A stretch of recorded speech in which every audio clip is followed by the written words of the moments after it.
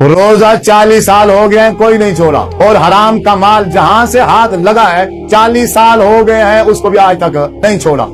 روزہ بھی نہیں چھوڑا۔ اس زبان کے ذریعے سے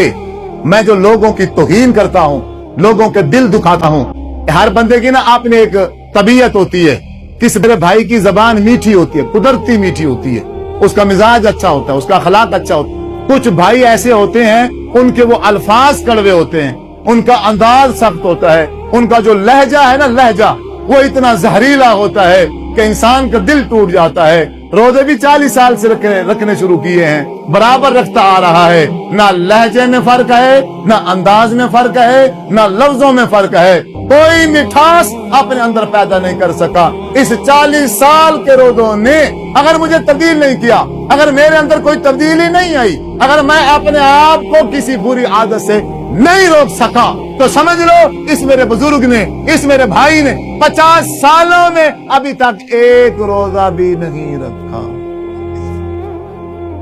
آپ صلی اللہ علیہ وسلم نے فرمایا من لم یدع قول الزور، اگر اس نے اپنے آپ کو نہیں روکا بری باتوں سے، برے اعمال سے،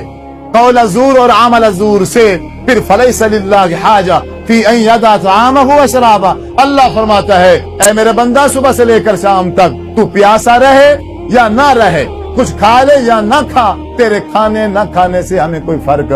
نہیں پڑتا، اور نہ ہی اس طرح کے کسی بندے کے روزے کی ضرورت۔